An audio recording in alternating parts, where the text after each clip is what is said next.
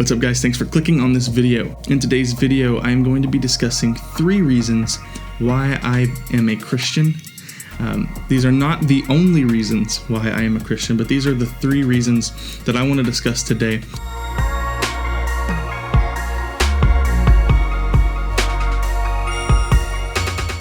Reason number 1 is the fine-tuning of the universe. It seems that the universe around us is fine-tuned for life. Every condition that is needed to facilitate life. Consider gravity, for example. The force of gravity is determined by the gravitational constant. If this constant varied by just 1 in 10 to the 60th parts, none of us would exist. To understand how exceedingly narrow this life-permitting range is, imagine a dial divided into 10 to the 60th increments. To get a handle on how many tiny points on the dial this is, compare it to the number of cells in your body, or the number of seconds that have ticked by since time began. If the gravitational constant had been out of tune by just one of these infinitesimally small increments, the universe would either have expanded and thinned out so rapidly that no stars could form and life couldn't exist, or it would have collapsed back on itself with the same result: no stars, no planets, and no life. Wherever physicists look, they see examples of fine-tuning. The remarkable fact is that the values of these numbers seem to have been very finely adjusted to make possible the development of life. If anyone claims not to be surprised by the special features that the universe has, he's hiding his head in the sand. These special features are surprising and unlikely. The fine-tuning argument for the existence of God is one that I find extremely compelling. With such design around us, it just seems to me obvious that there is a creator, that there is an intelligent designer, that for life to function the way it does and for it to work together so well and for it to seem so perfect, the conditions for life, it appears to me that the fine-tuning of the universe is just an extremely compelling case for the existence of a creator God. But this doesn't explain why you are a Christian, because isn't there a creator in Islam? Isn't there a creator in other world religions?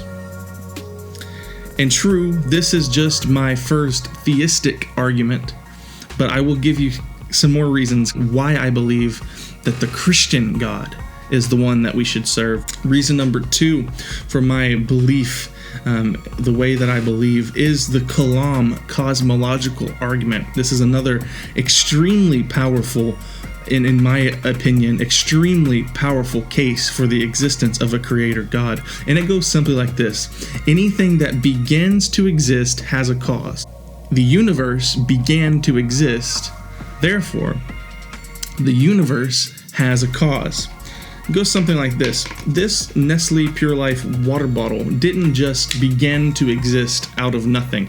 Something had to cause this to exist. Therefore, the universe began to exist. There was a beginning to all of this.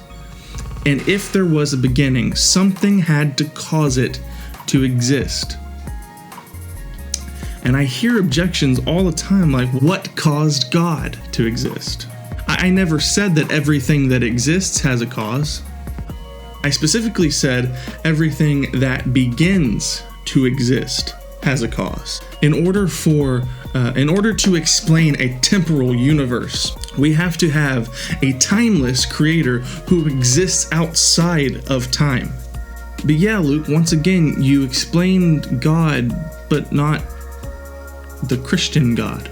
If God exists and God raised Jesus from the dead, then Christianity is true, period.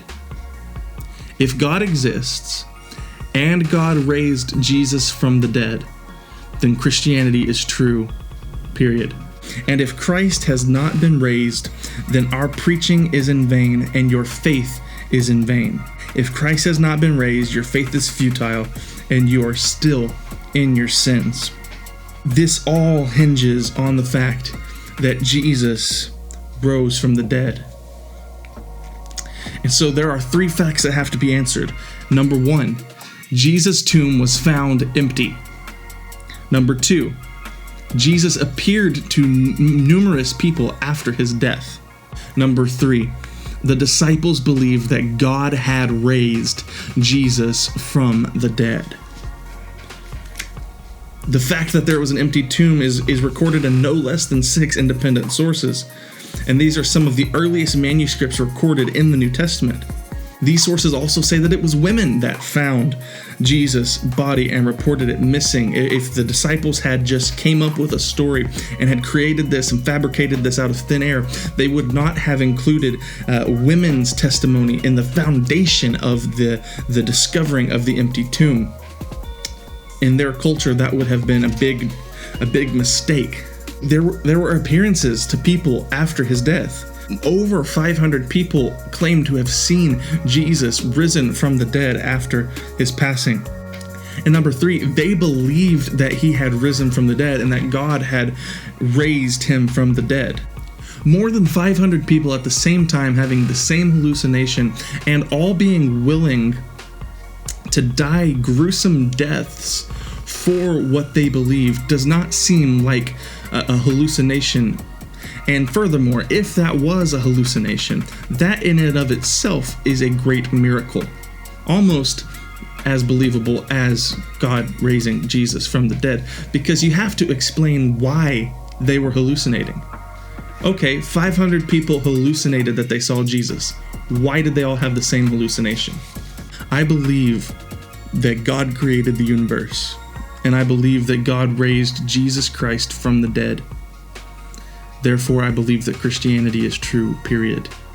If God exists and God raised Jesus from the dead, Christianity is true, period.